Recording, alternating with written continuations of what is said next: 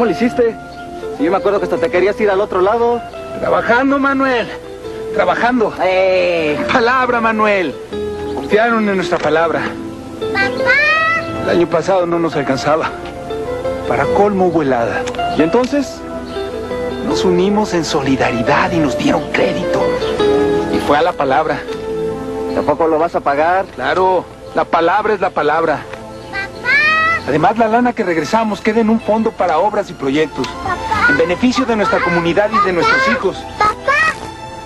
Papá, dice mi mamá que palabra que si no se apuran se quedan sin comer.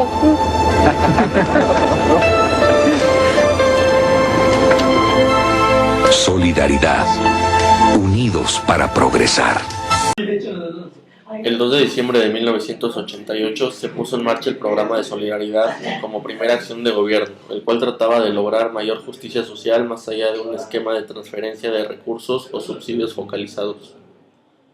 Para lograr a cabo este proyecto no solo era necesario el apoyo del gobierno, sino también la participación organizada de la población, impulsados con un sentimiento de nacionalismo y de desarrollo social. Este programa fue encabezado por Carlos Rojas Gutiérrez, entonces subsecretario de Desarrollo Urbano y Ecología, siendo titular Patricio Chirinos Calero, y fue en gran medida administrado por el secretario de Programación y Presupuesto, Ernesto Cedillo. Posteriormente, en enero de 1992, pasó a formar parte de la recién creada Secretaría de Desarrollo Social, con Luis Donaldo Colosio como titular. Las tareas realizadas fueron diversas, entre las cuales se pueden destacar rehabilitación y construcción de miles de escuelas, organización de la población para introducir agua potable, introducción de servicios eléctricos, rehabilitación y construcción de diversos hospitales, pavimentación de colonias populares, entrega de más de 2 millones de escrituras y títulos de propiedad en zonas irregulares, la instalación de más de 14,000 tiendas de abasto comunitario. Sin embargo, en términos generales, la desigualdad entre los más favorecidos y los menos favorecidos se disparó. Durante el sexenio de Salinas, en 1991, el país tenía a 2 hombres con fortunas superiores a los $1,000 millones. En 1994, al final del sexenio de Salinas, ya eran 24. Y el más acaudalado de todos, Carlos Slim, beneficiado de la controvertida privatización de Telmex. La misma situación se verifica si se analiza la distribución del ingreso entre las familias. Así, los cálculos en datos oficiales demuestran que el 10% más rico de las familias incrementó su participación en el ingreso del 32,77% en 1984 al 37,93% en 1989 y al 38,16% en 1992. Mientras que la parte del 10% más pobre bajó del 1,72 al 1,58, al 1,55 en los mismos años. Esto se expresa que en el índice de desigualdad, el coeficiente de Gini subió en estos años de 0,429 a 0,469.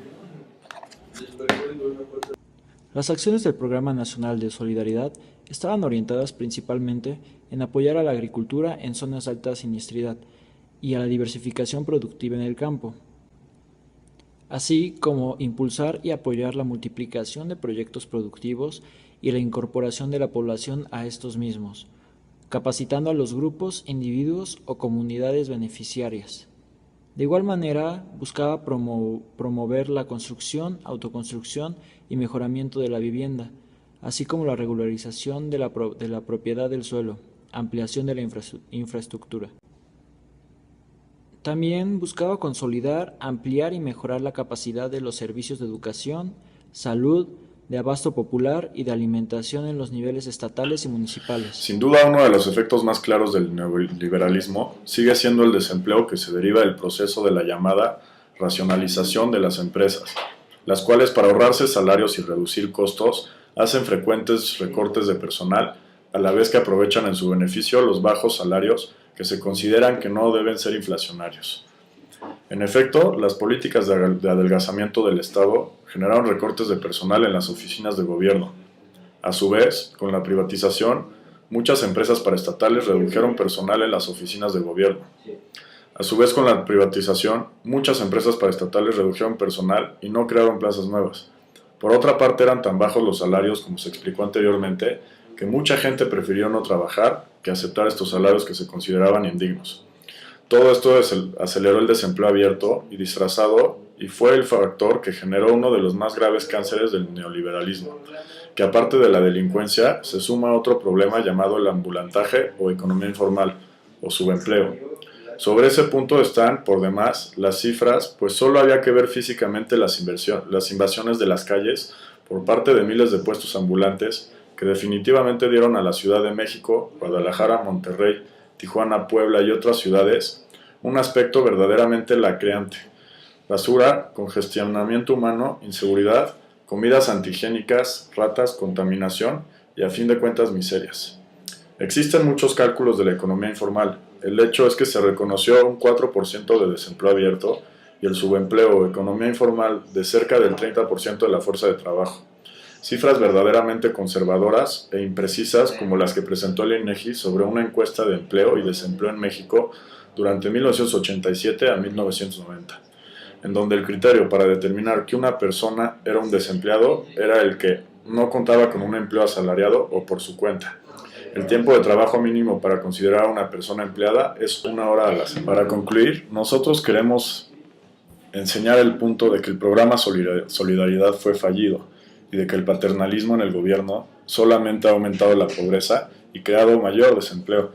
Por lo tanto, nosotros hemos decidido que tanto la pobreza como el desempleo van de la mano. Como hemos visto anteriormente, el programa social Solidaridad surgió con la intención de combatir la pobreza. Sin embargo, su enfoque paternalista no le permitió lograr sus objetivos. Es importante notar que en los sexenios posteriores, el programa sufrió ligeros cambios superficiales, pero nunca de fondo.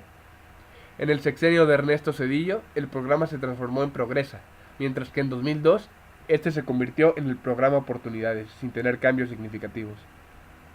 Hace unos días, el presidente de la República anunció la transformación del programa Oportunidades en el programa Prospera, que por primera vez contempla la inclusión de los beneficiarios en la vida productiva de la nación. El no haber hecho esto desde el comienzo fue el gran error del programa Solidaridad, ya que por ello no se logró su cometido principal.